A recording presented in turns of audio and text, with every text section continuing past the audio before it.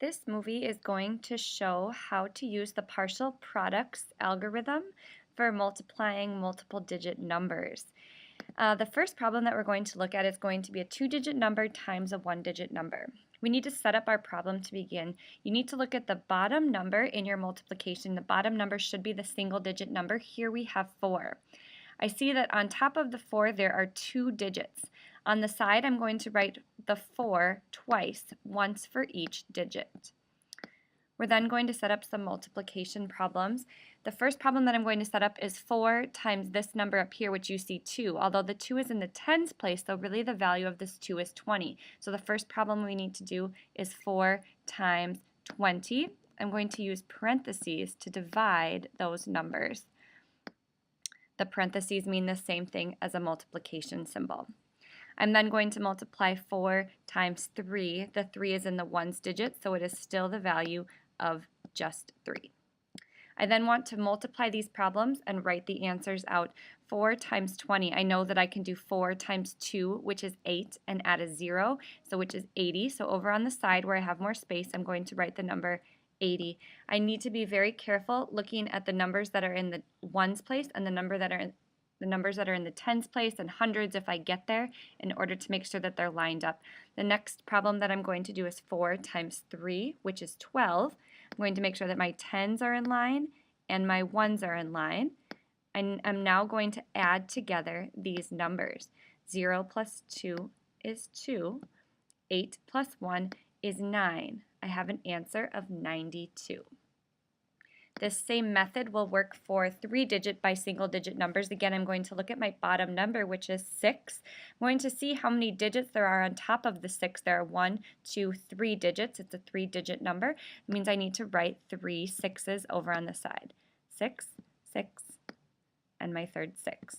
I'm then going to do a multiplication problem. I'm going to multiply the 6 times the digit that's the farthest away over here in the hundreds. 6 times 6. However, the value of this is not 6. It's in the hundreds place. So I'm actually going to do 6 times 600. And again, I'm going to use those parentheses to help me divide the problem out, and those parentheses mean multiplication. I will then move next to 6 times this 1, which actually is in a 1 in the tens place, so a value of 10. 6 times 10. And lastly, I will do 6 times 5. And once I have my 3 multiplication problems written, I'll go ahead and do the multiplication, writing their products over here on the side. 6 times 600, I know 6 times 6 is 36, and then I will add 2 zeros. So 36. With 2 zeros, I end up with a 4-digit number that goes into the thousands. Next, 6 times 10, which is 60. I make sure that I line up my tens digits and my ones digits. Lastly, 6 times 5 is 30. I'll make sure to line up my tens digits and my ones digit. I'll draw a line and write my plus sign. And now I can go through and add my columns. 0, 9, 6, and 3. I have an answer of 3,690. This method works for two-digit by two-digit numbers as well. The setup is a little bit different. As you notice down below, I have the number 34, and above it I have 72. So 72 times 34. I have to break apart these numbers down here at the bottom to the tens digit and the ones digit. I see that there are 2 numbers at the top of the problem. So I'm going to start with this 3. This 3 is in the tens place, so it's really a value of 30. I need to write 30 twice because there are 2 numbers above it. I'm then going to write the number 4 twice because there are 2 numbers above on the top line. I'm now going to do my multiplication just as before. 30 times the 7 here, which actually is a value of 70 because it's in the tens place. 30 times 70. And then I need to do 30 times 2. I'm going to do the same thing for the 4. 4 times 70. And then I'm also going to do 4 times 2. You'll notice that there's a pattern that you're multiplying by 70 to 72. That should always be the case when you're setting up these problems. Now I have some multiplication to do. 3 times 7 is 21, and I see that there are 2 zeros left, so I'm going to add my 2 zeros. Next, 30 times 2, I know that that's 60. I'm going to be careful again to line up my 1s and my 10s. 4 times 70, 4 times 8 is 28 with a 0. So I'm going to write 28 and add a 0 at the end, 280. And lastly, 4 times 2 is 8. I'm then going to draw my line, and I'm going to add those numbers together. 0, 0, 0, and 8 is 8. 6 plus 8 is 14, so I'm going to put down the 4 and carry the 1. 1 plus 1 plus 2 is 4. Then I'm going to bring down the 2. I have a final answer of 2,448. This last example is going to be the same kind of problem that we just did, 2-digit by 2-digit. This is just another chance to watch how it gets set up.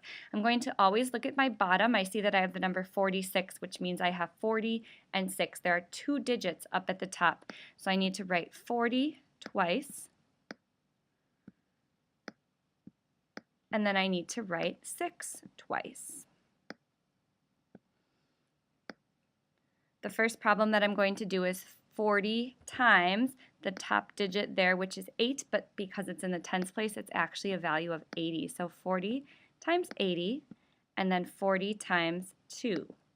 Now, if you remember from before, these numbers will repeat each other, 6 times 80, and then 6 times 2. So I'll write the same multiplication numbers down below, 6 times 2.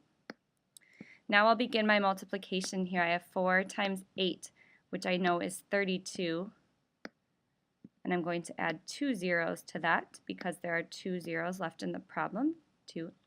Next I have 40 times 2. I know that 40 times 2 is 80. I'll be lining up my 10s and 1s nice and neat. 6 times 80. 6 times 8 is 48 with 1 0. So it's going to be a 3-digit number. I'll be careful to line these up. And lastly, 6 times 2 is 12. I will draw my line. Oops, a little messy there.